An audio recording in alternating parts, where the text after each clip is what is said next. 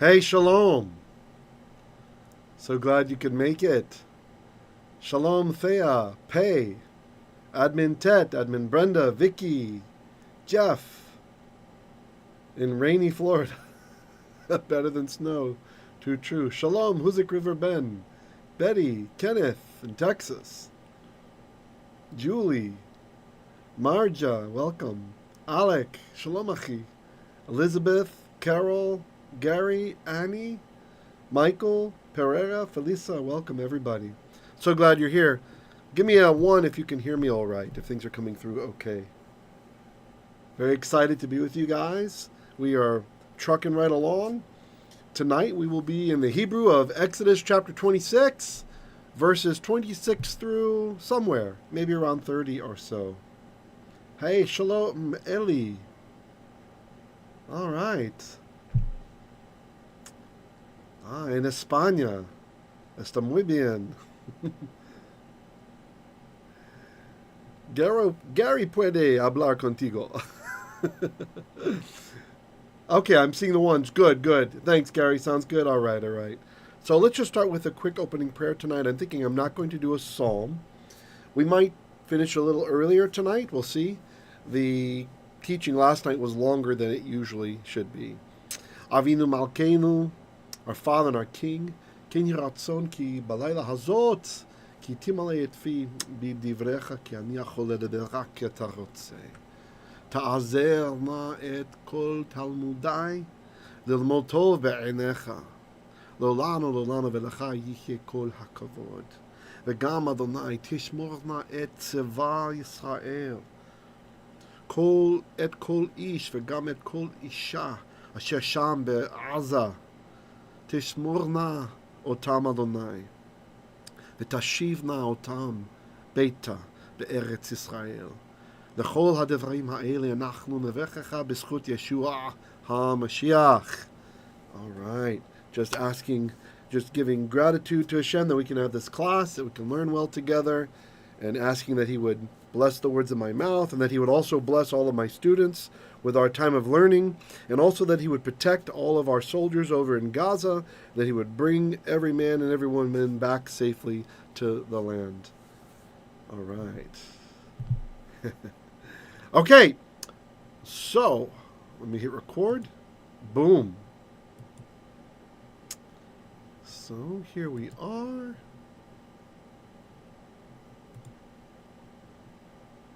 Okay. Let's see.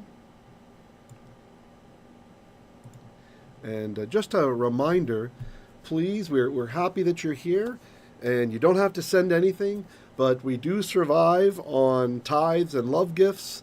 So, and it's kind of a tight month, so if you felt led to give, then you can either give over at patreon.com/Hebrew Literacy or at paypal.me. That's me/Hebrew Literacy. If you're in the Philippines, you can just send Paymaya to Hebrew, and we will get that.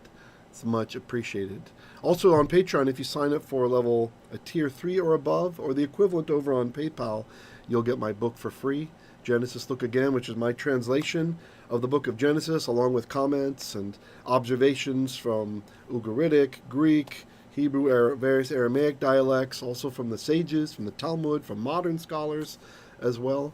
And I've got that all in a form, so the bibliography is on the bottom of every page. So if you're someone who likes to teach, you're a pastor or a rabbi or someone who just likes to do home groups or something, you can get those references right away at the bottom of every page. You don't have to flip through to bibliography. The idea is to help teachers to teach on Genesis. Okay? All right. Shalom, Mentat Assassin. Glad you made it. Let's get into the text then. Hebrew Exodus chapter 26, verse 26. Here we are. This is Kaf Vav. So that's Kaf is 20, and the Vav is 6. And that will start over here. You see this little guy at the end? This is the Sof pasuq. That means the end of the verse marker. So that's important. When you see the verse in a Hebrew Bible, it's not usually embedded like it is with the nice way that they print Christian Bibles. It's usually off over to the side like this. And so you need to look. Just because it says 26, it doesn't mean that the verse starts, like that's the first word from this verse. You have to look at the previous line, and you see, did the previous line end? There was no sof pasuq, no little large semicolon. That means he never ended. So that line is wrapping. It's going to wrap over here and continue on. And then there's the end of the previous verse. So 26 starts right here where my head is. So let me make myself a little bit smaller so I don't block that. I'll just move over here. There we go. Ryavith usually likes the flying rabbi routine. So we're going to start here with ve'asita. Okay? And I will cant that the way that I was taught by my bar mitzvah rabbi, Rabbi Jacob, as he was taught by his rabbi, Max Rothkopf. And it may sound a little silly. It's kind of a rarer Polish way. Well, anyway, let's just have a look, see.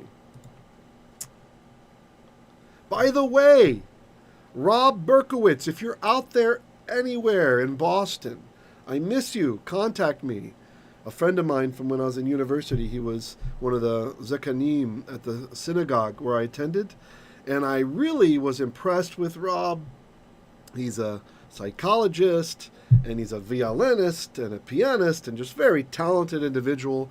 And I just found out a couple weeks ago, my sister who does some genealogy stuff, we just found out that my great-great-grandmother on father's side was a Berkowitz.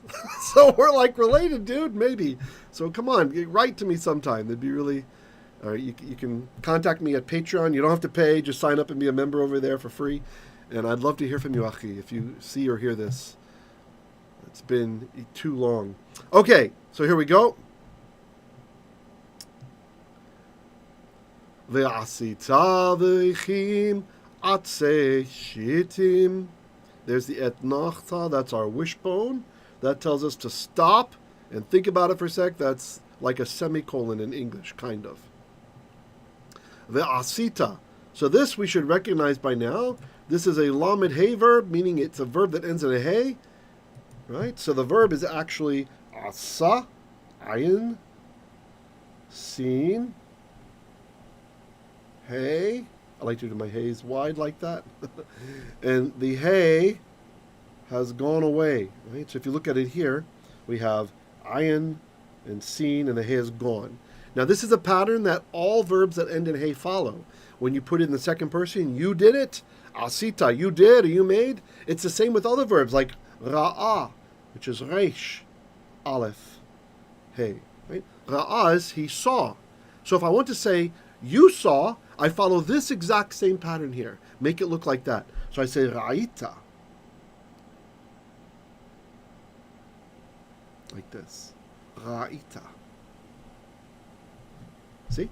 Following the same pattern. We've got that yod and tav coming to the end of that guy as well. Same thing with any of these verbs, like pane, to turn, right? Panita, you turned. Ra'ah, ra'ita, etc. Okay? All right, continue on. So, asita means you did. And then the vav, it doesn't always do this, but sometimes it does. It changes the aspect. Very often we're seeing in biblical narrative it does. Which is really cool because if you've ever studied Jewish Koine Greek, the same thing happens. So this vav, we're starting the verse with a vav. You will see all over the place in the apostolic writings, you'll see this word kai. And sometimes de in Greek. Those mean the same thing as the vav. And they'll start the verse with it, which isn't really proper Greek for the older dialects, but it's Jewish Greek. We made it like Hebrew, so anyway, so the vav here is going to change the aspect. So asita, that ta reminds you of ata, you. So asita is you, asad, you made, but then the vav changes the aspect, and you will make. So you shall do. Okay, so you shall make. Okay, what are we going to make? Berichim. Now this word, baryach. By the way, you ever heard of the Bereans? It kind of tickles me that usually people don't realize they were Jews. Right? The text really should say the Jews of Berea. This is just a function of Hebrew because, by the way, it's not related to this word. It just made me think of it. This is just because, like in Hebrew, when we talk about other Jews from around the world, Like if someone's from Russia, he's a Russian Jew, you call him a Russian. Oh, he's a Russian, right? He's from Poland, he's a Pole, right? Not meaning that ethnically that's their group, but that's just the way the Hebrew deals with it. And knowing this actually resolves some problems. Because when you read in 1 Samuel about Elkanah, the father of the prophet Shemuel, it says that he's an Ephraite, he's an Ephraimite. But then later, Shemuel is working in the Mishkan. And that's not allowed unless he's from Levi, unless he's a... And so it just turns out it's because he's from the region of Ephraim, they called him an Ephraimite. He was a Levi, but he's from that region, right? So, yes, please listen to Admin Tet and to Frank in Thailand. Shalom, Ricky and Manju, glad you guys are here. Yeah, not seeing a lot of love. There's not a lot of likes today. I don't know. Well, all I have to say to that is God sees. Okay, we'll leave it at that. So anyway, so it's the Bereans. When they say the Bereans, it means the Jews of Berea. Of course, Shaul, Paul, he's going to the synagogue to reason with them. Who else would know the scriptures other than other Jews? So it's kind of funny. People tend to think that that's some ethnic group known as Bereans, right? Like, no. Those were Jews. Those were Jews. Okay, hold on. I'm trying to get my camera. It feels a bit funny with the words cutting off my chin. I want to be a little taller. There we go. I just get antsy about things like that. All right, so the riach... Pardon me, the rechim, the word is actually baryach.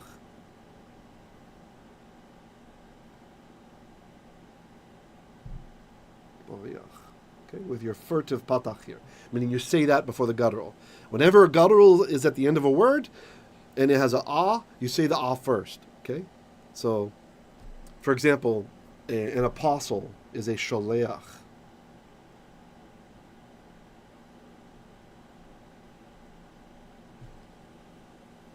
Sholeach. We call him a sholeach, not sholecha. It's always that way. Or if you want to say I hear and you're a man, I hear, right? You say ani shomea. Shomei. Sorry, that's a cursive ayin. Shomea. See? Although this one's not much of a problem because most people don't pronounce the ayin anyway, but it's shomea, not shomea. Okay. Anyway, the gutturals work that way. Thank you, Brenda. Brenda likes me. All right. I've been liked. Yeah, we've got about 2/3 likes going on right now, so maybe it'll go up. Maybe some of you are testing the waters to see. You're withholding that like. Okay. So berechim, this is just a plural form, right? Ending in im. These are crossbars or cross beams, something like that. So that's what a baryach is. Okay. Atsey. Hold on, where's my arrow? I want my arrow back. Oh, I didn't want to show the arrow anymore. Okay. We have to turn off the pen. There we go. Atsey, you guys know this word. This is from eitz. You should know this word if you've ever sang anything at the synagogue. Eitz chayim hi lamachazikim ba. Anyway, etc. From Mishlei, from Proverbs, you bring out the Torah scroll, right? Eitz chayim, a tree of life is it for all those who grasp it. And that's also the wooden part of the scroll is called the eitz chayim. Right, when you're constructing a scroll or repairing a scroll or asking a sofer to do it, you could say, hey, it's the eitz chayim are damaged. We need those refurbished. Oi, I did not mean to do that. Sorry. I was trying to erase something and it did not want to. There, better. Okay. So this is atzim is the plural. Atzim, which is trees or woods. You drop the mem and that's how you say of. So atsey, so woods of or trees of Shittim, acacia. You'll see this word a lot. Acacia. It's a special kind of tree we have here in Asia. Okay, I need to make myself small. Let me just come over here. There, that'll be good.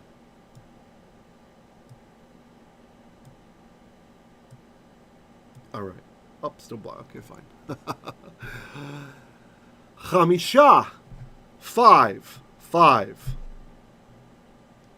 Lekarshe tzela hamishkan ha'echad. Sorry, I didn't sing the whole thing. Chamisha lekarshe tzela hamishkan ha'echad. Okay. Le, le, that is one of the inseparable prepositions. What are they, guys? You remember what they are? We have three prepositions that are inseparable. That means you cannot separate them. They have to be attached to a word. Okay? And they are, if you haven't learned this yet, they're beit, and they usually take a shewa under them, kaf, and lamed. Okay? The beit is in, against, with. It's got other meanings. The kaf is usually like. I'll go back. No, I didn't say it could change. Like or as. It's got the grabby hand, and I can't change it to pen. I don't. There we go. Like or as. You should learn these words. They're very common. Sometimes can have other meanings in poetry. And then the lamed is. The hand is there again. You're fighting me, PowerPoint. You're fighting me. Seems the palm rejection isn't very good. 2 or 4. And we learned from Ugaritic it can also mean from. But anyway, these guys only exist connected to the word that they are modifying, that they're talking about. Except in poetry, there are some ancient forms like kamo for kaf, but don't worry about that. In the Torah, this is how you're going to see it. Yeah, tiny Rav, Jeannie says. Okay, let's get back to our text. So that is what's happening here with our lamed.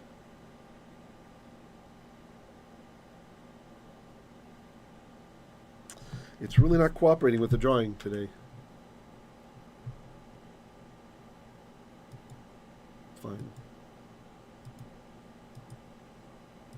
Make it green instead. So I'll just circle the lamed. So that's 2 or 4. Karshe, whenever you see that A ending at the end, the A, that tsari with a yod, pardon me, tseri with a yod, that means of. Okay, so you can think of that as like of. And let's turn off this. You can't see part of the notes. Let's turn off the boom. Huh. There we go. And you can see the notes there better. Okay. So, keresh is a plank of wood, if you guys remember. Karashim are planks. Drop the mem, planks of. So 4 planks of tzela. This one, tzela. Tzela, if you remember, this is a rib on a human, right? A rib. But in architectural language, it means the side, like the side, specifically the long side. If you have a rectangle like we do with the Mishkan, it's one of the long sides, okay? And the shorter sides are the yerechot. So it's one of the long sides. But if you have a larger temple compound later on, when we have the Beit HaMikdash, the temple, then it's going to be side chamber, right? But still, using human body parts is normal for architectural language back then. Also plant parts too they'll use. So tzela, the side of ha-mishkan, the tabernacle, the Mishkan, ha, the echad, the one side. So I'm just going to diagram this out a little bit so you guys can see what's happening. We will use the Naomi notation for construct chains. Naomi came up with this idea of like light blue boxes when she would annotate these back in the day with our advanced class. Actually, technically, it's here. All these words are one big construct chain, these 3 words, okay? So if you remember, when you have a construct chain, if the last word is definite, and here it is, it's got the word ha, sorry, ha, not ah, ha, keeps doing it. Behave, PowerPoint, or I'm going to replace you with Google Sheets or something. I'm not sure how I feel about giving money to Microsoft anyway. Ha means the. It's going to make me cry. Fine, I'm not going to write it there. The. You should know that by now anyway. So because that is the, it's going to transmit that the meaning to every word in the construct chain, okay? So here. So it's going to go here. It's going to go here. So when we translate that, I'm going to say for the planks of the long side of the tabernacle. You see how that works? Only the last word in a construct chain can have ha on it, the word the. But it transmits, it shares that property with every word in the chain. You could have 100 words in a chain of, and usually coming into English, we'll want to say the, of the, of the, of the. If it sounds weird, don't do it. But if it doesn't sound weird, then that's pretty much what's being communicated. Shalom, Muhammad Shabir. Shalom, William Fletcher. All right. Glad to have you all with us. Okay, continuing on. Ha. Now we have an adjective. So what happens when you have a chain, and by the way, if this grammar stuff is confusing to you, don't let it bother you. That's fine. I just am pointing it out for those whom it helps. This is immersion. You can get it without learning all the terms and such. It's just some people find it helpful. So this is our adjective, and it's modifying the whole chain here. Okay.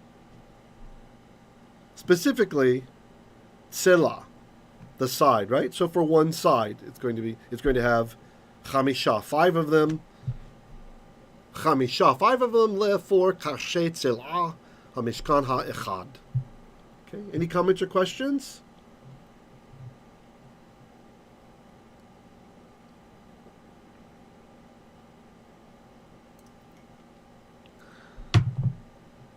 Right, Vicky wrote the inseparable prepositions. Good.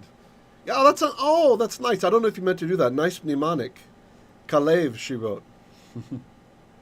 Which can mean like a heart or can mean doggy. Doggy. Raphael asks, did the manuscripts have the dash in between 2 words? Great question. Sometimes.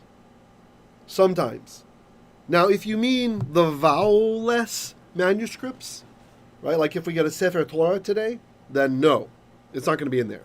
But in the codices that the Masoretes put down, sometimes yes, not always. But you can usually tell, even if there's not, that's called a makef, by the way. The dash looks like a dash, it's called makef. You can usually tell that the word should run together because the ta'amim, other than context, the ta'amim tell you they do. So let me just give you a little hint here. Let me show you these guys. Pick a different color.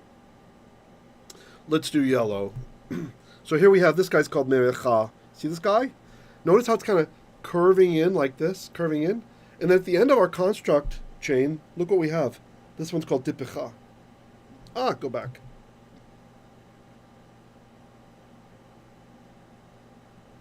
Okay, it's not letting me. Hold on.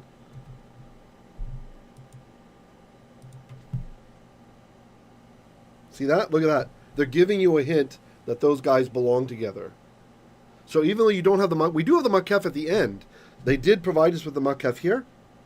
And what that's telling you is that when there is a makef there, Raphael, it's telling you that those words in ancient times were read as if they were one word, like a compound word. So let me move myself over there. Make sure everybody sees what we're talking about.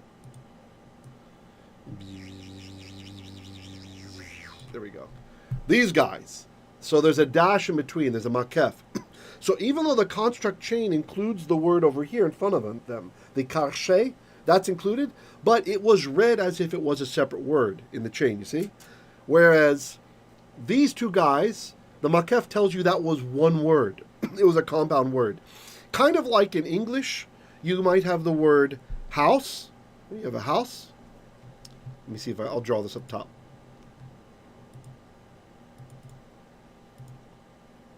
Okay. Upper right-hand corner, I'm going to draw house. Okay. And we have another word, boat. Okay. And you can actually combine those in English to make one word, houseboat. Okay. So the same thing would function in English if we use the makef. We would add a makef here. If it will let me draw. The palm rejection is just terrible. Okay. So instead of, if you knew somebody who lived on a houseboat, you don't say, hey, do you live on a houseboat? With 2 accents, houseboat, you sound ridiculous. You say, oh, my friend Peretz, by the way, shout out to Peretz in Israel if you can hear me. He does live on a houseboat. Actually, a sailing boat, right? He lives on a sailboat. So if you lived on a houseboat, you call it houseboat. There's just one accent. We don't say houseboat, we say houseboat. That is the function of the makef here, Raphael. It's not just telling you that these words are in the construct, it's saying that in ancient times our ancestors read them as if it was one word. So even though today a Baal Koreh in the synagogue, you won't read it like, you'll still read it like two words today. But in ancient times it was read as if it was one word. So this was not tzela hamishkan, it was tzela hamishkan. And so that causes certain spelling changes to happen when you just have the one accent at the end. Okay? Nice question, Raphael. Jeannie Soko says the meaning of words earlier were helpful, Rabbi. Okay, good. Brenda says, yay, 34 people. Yeah, thanks for coming. Please make sure to click like, guys. I'm showing 25 likes, and 38 viewers. Shalom, Pilar. All right, Jeannie's getting 39. Let's go. 50-50. Okay. And then ha'echad just modifies what we're talking about, right? Lekarshe tzela hamishkan, for the planks of literally the rib, so the long side of the Mishkan, of the Tabernacle. And as I pointed out last time, I like to just call this word here Mishkan in English, because it reminds you of the Shekinah, that the Shekinah dwelled in the Mishkan. Right? When you say tabernacle, you lose something. So, okay. You're welcome, Raphael. Okay. Let's see. Continuing on.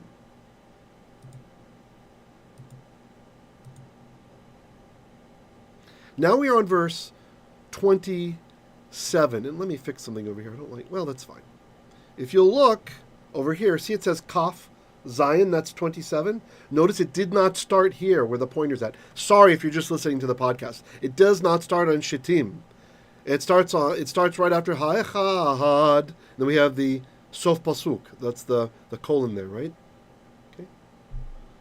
All right, so let's continue on with verse 27. V'chamisha v'richim. Okay, and we'll translate that before we go to the next slide. Va and chamisha, 5, verechim, crossbars.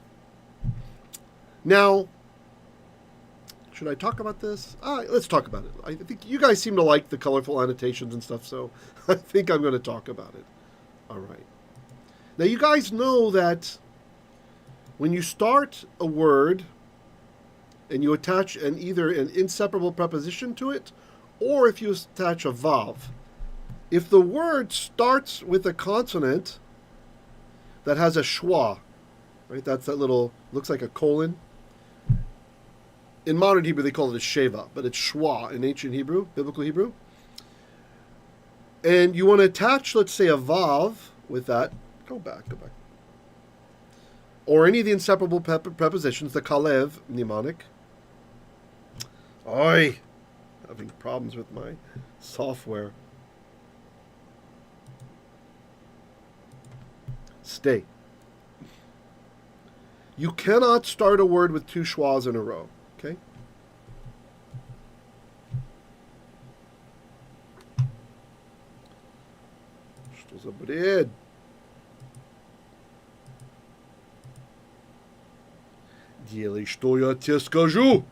Okay, maybe it'll be scared of a little bit of Russian.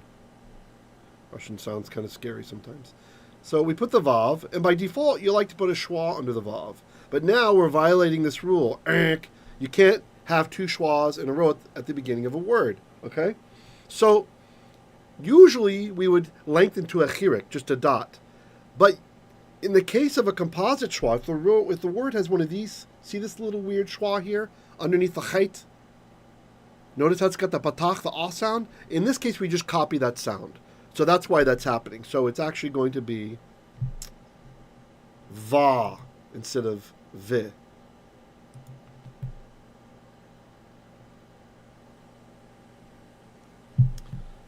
Okay, fine. I'm just going to the next slide. I'm going to let it do what it wants to do instead of being annoyed and angry. Okay. So at the top of the page, we continue with our verse, our pasuq. Lekarshe tzela hamishkan hashenit. Okay. For the planks of the rib, or the long side of the Mishkan, the Tabernacle, the shenit, the second. So at the previous part, we had echad, the first, or the one. Now we have shenit, the second. Hey, Shalom, Dr. Devera. Glad you made it, Achi. And Shalom, Rayaveth. Oh, it's okay. It's always supposed to be about the same time, so I don't know. Maybe you needed that sleep. And here we have our etnachta, that little wishbone looking thing, telling you it's the end of the clause. V'chamisha v'chim lekarsheh tzela hamishkan layachatayim yama. Okay. Layachatayim yama. Right. So v'chamisha, and 5 derichim, cross beams, lekarshe, for the planks of tzela, a rib or the side of ha-mishkan, the Mishkan. And just to mark that up again to make sure you guys recognize the construct chain that's going on there. By the way, if you're new to the channel and you don't understand these terms, don't worry. These videos are supposed to have, these lessons are supposed to have something for everybody, right? All different levels of learners, it's immersion. Just sometimes I explain the grammar a little bit more than others, but other times we just go through without even talking about it. So you're going to be immersed, learn mostly like a child with some direction. The direction helps give us kind of a benefit for actually being adults, those of you who are adults. Although I know there are some children who watch too, and welcome. Hey, Shalom, breath of life. Okay. So here we have, using the Naomi notation, a construct chain. And it can, very strange. If I just touch it with my hand, it doesn't want to draw anymore. It continues down here to the next line. 9.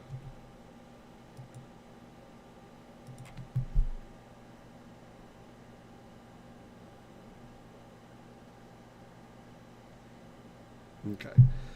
So that's why we had to say of, right? Le, for, the karshe, the planks of, tzela, the long side of, the Mishkan, the Tabernacle.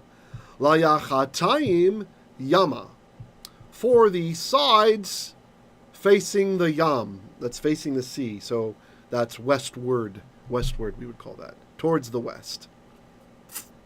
Okay, verse kaf chet, that's 28. Shalom, servant of Hashem. And Nicole. Great, all right. Nice you guys are pouring in. Love it. Maybe it's because I decided to rebel and wear an orange t-shirt tonight instead of something with a collar. Some tell me, always wear a polo shirt or something. I'm in my t-shirt tonight, rebelling. All right, where were we? Verse. Kaf chet, that's 28, so it starts here. See how that works? Look back, see where the sof pasuq, the end of verse is, and we continue.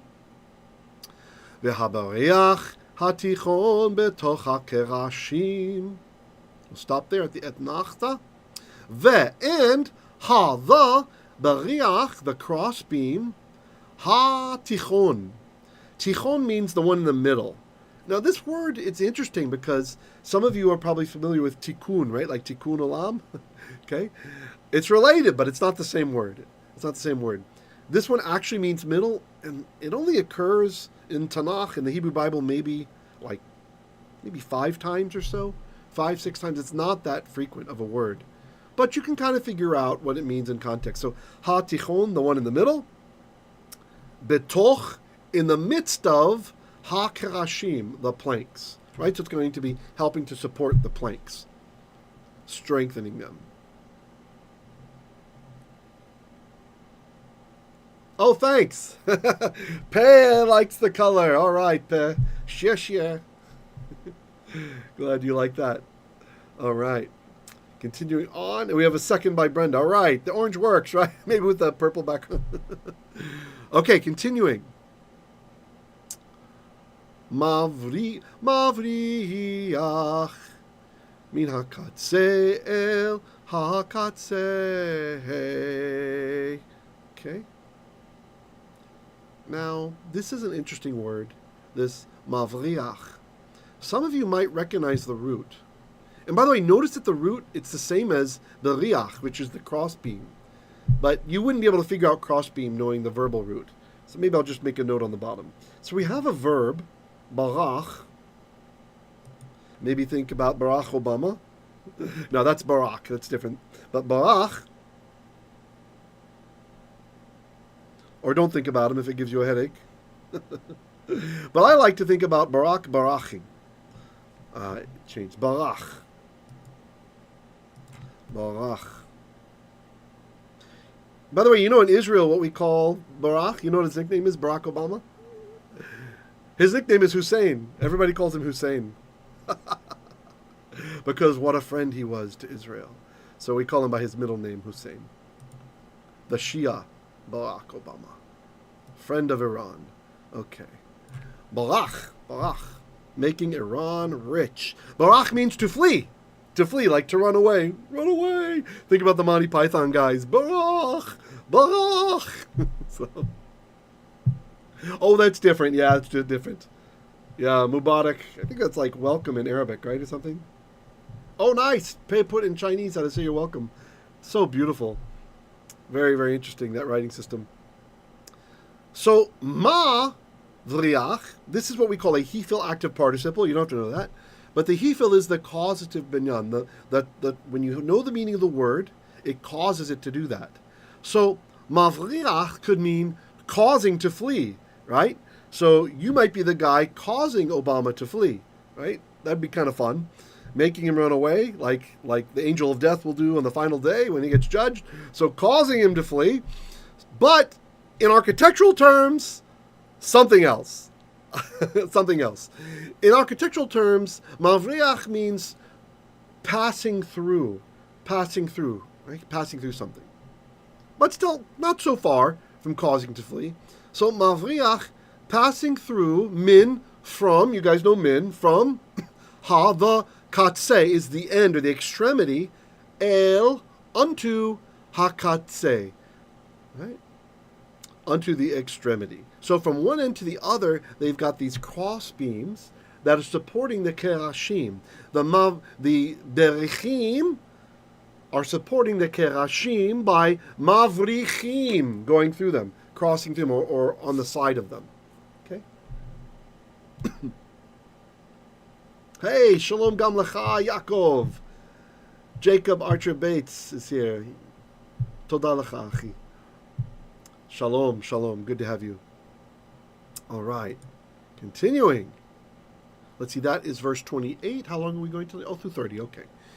All right, verse Kaf Tet. Oh, sorry, my arrow's not there. Kaf Tet, that's 20 and 9. It says, V'takerashim tetzapeh zahav v'tab'otehem ta'aseh zahav batim laberichim v'tzipita et habechim zahav. Okay. Ve'et and et. And of course you guys know we don't translate et. That is the DDO, the definite direct object marker. It's telling you what the object of the verb is. Okay? So, and, don't worry about et. By the way, some people think this refers to Yeshua HaMashiach, because he says, in the Jewish Greek, he says, I am the Alpha and the Omega, right? Well, in Greek, Alpha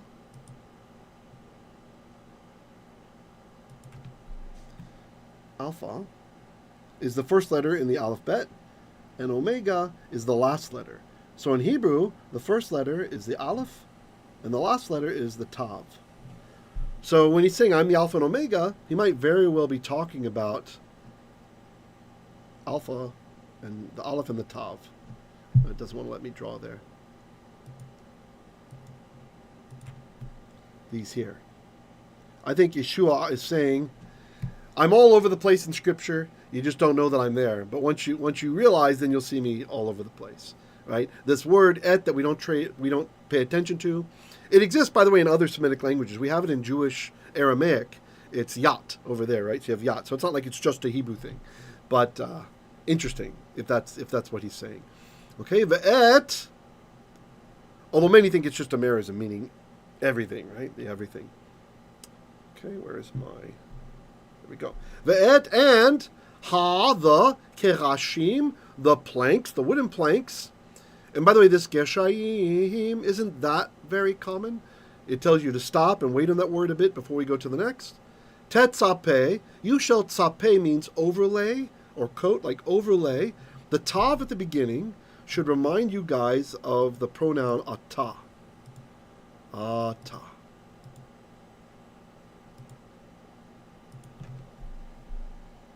So tav. When you see that, I changed it to blue and it made it orange. Look at that. Orange is the color of the day. That should remind you of ata.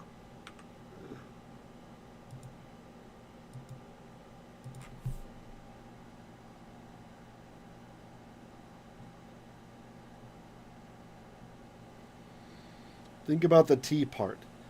Ata, meaning you, talking to a man.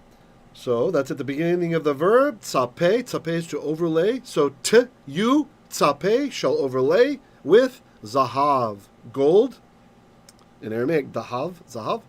Ve'et, and, we don't translate the et, we have another object coming. Tabe'otehem. So tabe'ot, this means rings, right? Like you might have on a finger a ring. Like, for example, in modern Hebrew, the Adon HaTebaot is the Lord of the Rings. So, Tabeot are rings of Hem. Hem means them. You remember last week I was circling these on our Psalms night? All the hems. Not going to do that now. We did that, so you should remember that. So the rings of them. So their rings, that means the rings that are on the kerashim, on the wooden planks. Atsey. So again, again, that is you.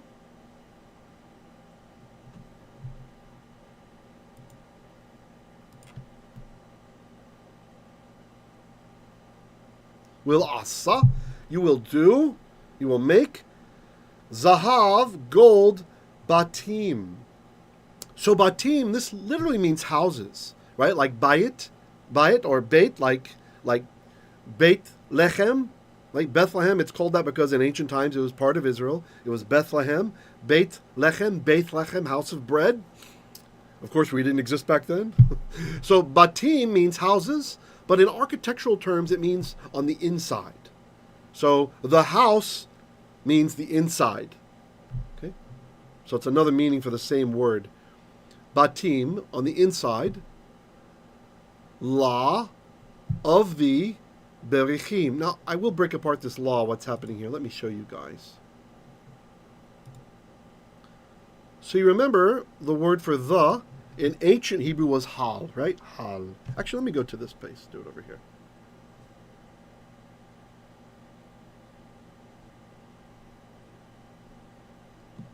Hal. That meant the. It just doesn't want to stay put. Oh, mamma mia. It doesn't seem to do this so much on other nights. I don't know why. Things are being so finicky. It's fine. The. Now, that does not exist in biblical times. This is ancient Hebrew. Now, this has survived when ancient Hebrew became other languages, like Old Southern Arabic, it became al. So they still have this in Arabic, actually. To this day, al has survived. But in ancient Hebrew, it was hal. But by the time we get to SBH, Standard Biblical Hebrew, about 4,000 years ago, the lamed no longer exists. And what the lamed does is it goes inside of the next letter of the word. So, if I want to say the king is melech.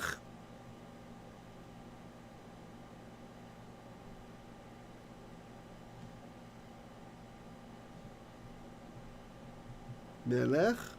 If I want to say the king, What are you doing? Go back. Go back. It wants to show the notes from Psalms night. Hal melech is how it was in ancient times. And over time, that lamed assimilated, it joined the mem and caused it to double. So we put a dot on the inside, a dagesh. Ha-melech. Jacob says he most definitely spoke. I am the Aleph Tav. In my opinion, that doesn't know too much, but I can't see a Hebraic Messiah saying that in Greek. Right. Yeah. Bringing it into Greek, Aleph, Omega, Alpha and Omega, right? Probably the best you can do. Being stuck with a language from another family. Okay, good. All right, so, and then, what if I want to say for the king? So I want to attach the inseparable preposition lamed. I want to put for, like belonging to the king. So now, I could attach a lamed. And what the lamed is going to do, just like the ancient Israelis kicked out the Canaanites 3,700 years ago or so, when we came in at God's command, kicked them out and they left their houses, right? So we can come in, the lamed's going to come in, oh, go back. Think of him as an ancient Israeli. Come in, and he's going to get here next to the lehamelech, and then that hay is going to disappear. He's going to fight the hay, and he's going to disappear. So I'll erase him. No. Come on, you can do it. If you're seeing the hieroglyphs on the bottom, I did that last time, I think, when we were talking about Psalms. I shared some hieroglyph stuff. Okay. So we can... Come. Just not cooperating tonight, not cooperating. Fine, we'll just pick an eraser directly then. Eraser. So the hay is going to go away, but it will leave its footprint. Notice it left the patach and the dagesh there. And the lamed is just going to move on in.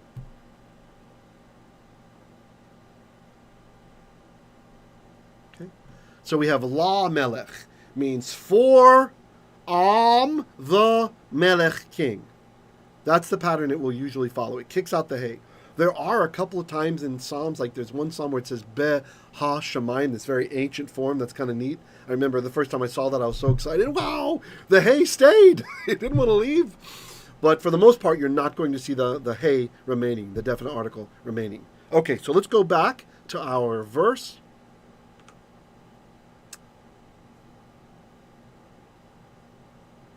La berichim. You see what's happening? So the lamed is 2 or 4, and then the was left by the definite article. He left his footprint. So if you're treating yourself like a language detective, you can look and you can say, I see the and I see the dagesh. That's the. That's the remnant of the. And then the lamed just moved in. I'm not going to colorize that green, but if I were, I would. So lamed, 2 or 4 belonging to, and then the red part, the berichim, crossbars. Okay? Vetzipita, and you shall tzape. This is another verb ending in a hey. And you remember those verbs that end in hey? If I say you do it, it follows that pattern. Ra'ah, he saw, ra'ita. You saw. Pane, he turned, panita, you turned. And here, tzape, he overlaid, tzipita, you overlaid. Vetzipita, the vav changes the aspect, and you shall overlay, et, we don't translate. Haberichim zahav, the crossbeams with zahav, with gold. Notice you don't have to put with there in the Hebrew. It's understood. Okay, Brenda's saying to see Kenneth's post. Kenneth says, perhaps the cursor is too close to the edge of the slide. Active area moves to the next PowerPoint slide. No, that's not what's happening. I can see what's happening. Like when I go to draw, sometimes it switches. Can you see this little symbol here? Sometimes it will switch to this symbol. And so now if I don't notice the symbol and I go to draw, it's going to go to the next slide automatically. That's a good suggestion, Kenneth. But yeah, it's not what's happening. Yeah, or sometimes it'll switch to a hand. And I'm not telling it to switch to either of those things. It's in draw mode. Jacob says, so rarely you'll find the lamed hey. In most cases, it drops the hey and keeps the dagesh. Perfect. Exactly. And the same thing happens with the kaf, right? So you could say, the God, ha-Elohim. And we could say, who is like the God? Me. And we don't say, ke ha-Elohim. We say, ka Elohim. Actually, in this case, we say, ke Elohim. Sorry, the aleph does something special. But who is like the king? Me. Ke ha-melech becomes me ka melech. Right? So I can do the same thing with the kaf as with the lamed. And I can do the same thing with the beit. Right? Like, he is in the house. Who be ha-bayit becomes who ba bayit. Right? So the hey every time leaves its footprint, but the beit, the lamed, and the kaf, they kick out the hey. Like Joshua going into the promised land, kicking out the Canaanites.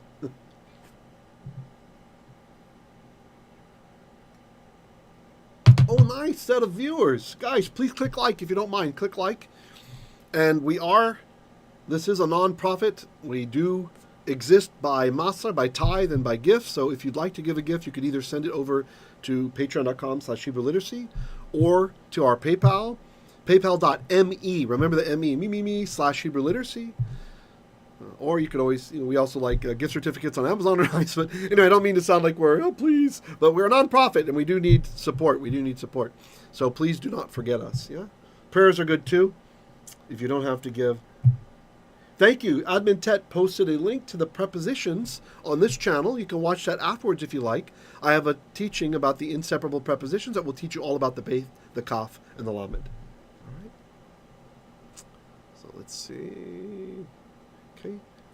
And I said we're going to go to verse 30, but we're 51 minutes in.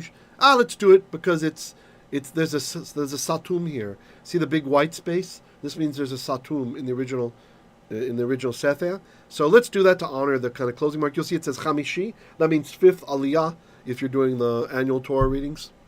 Okay, maybe I'll just kind of rush through the last one. We won't explain as much. It will be true immersion. Okay. V'hakemota et ha-mishkan. And you shall kum. The verb is kum. Kum, to arise, to get up. Like Yeshua says in Jewish Aramaic, Kuma Tabitha. Arise, girl. When he tells the girl to get up, they think she's dead, right? That's from the Hebrew kum. The hey at the beginning tells you it's to cause to kum. So you shall erect is what this is.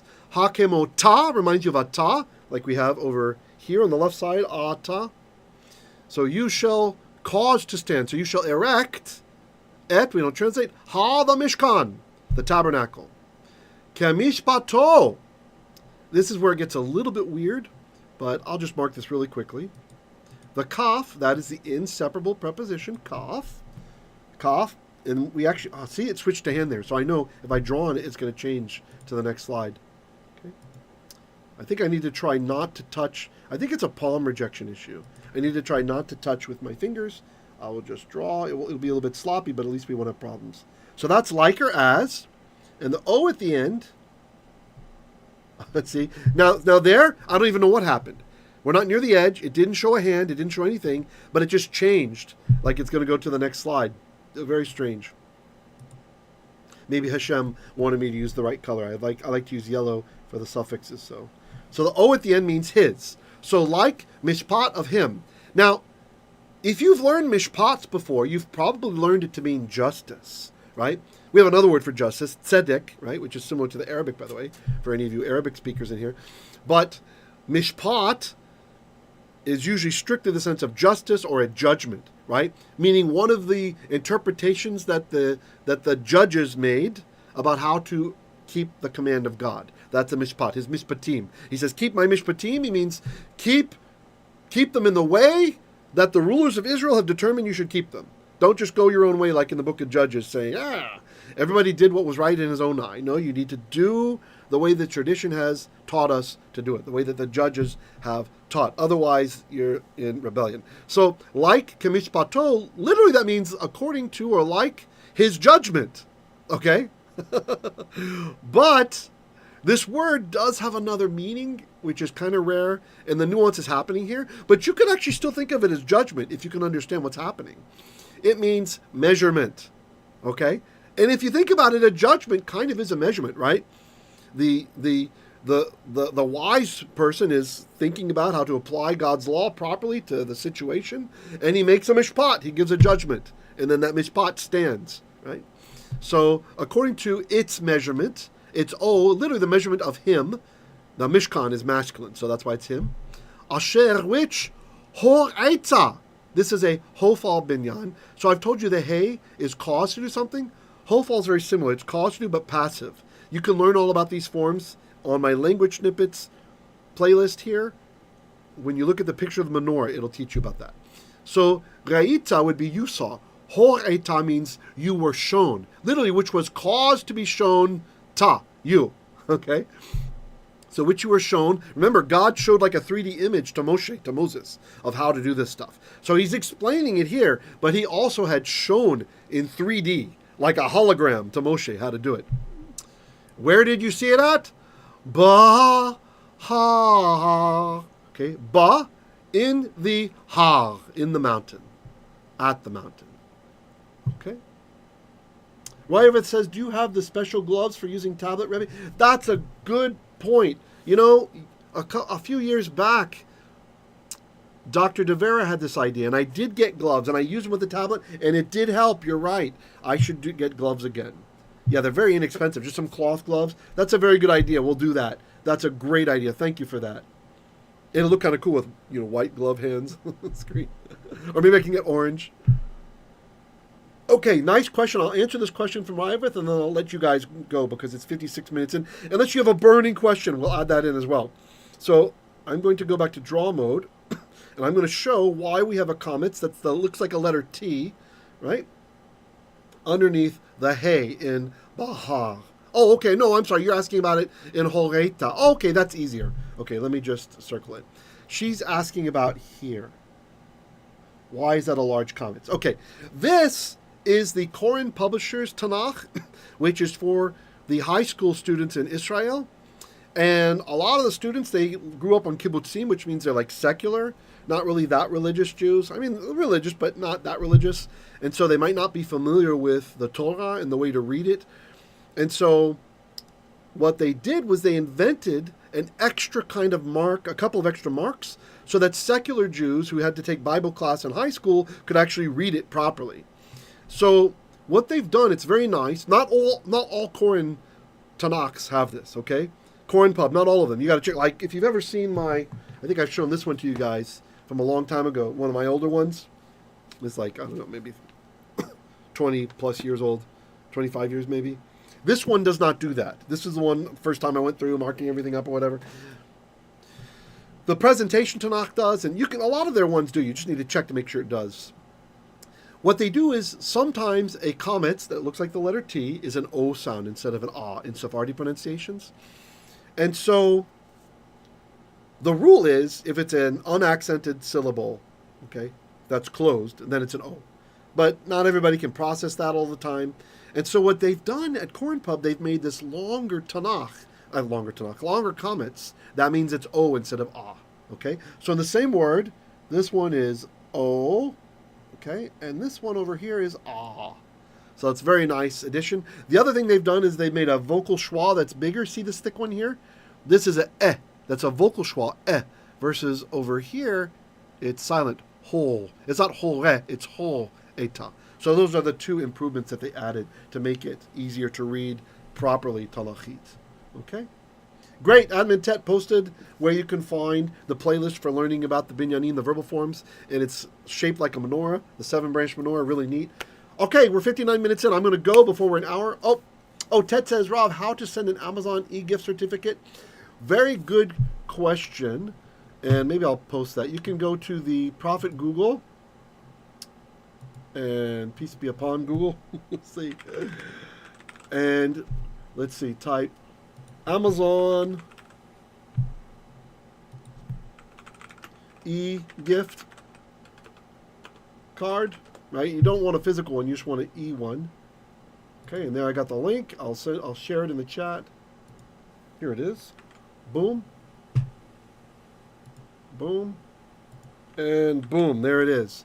And if you want to send it to me directly, you can send it to, in English, Jeremiah at Hebrew Literacy.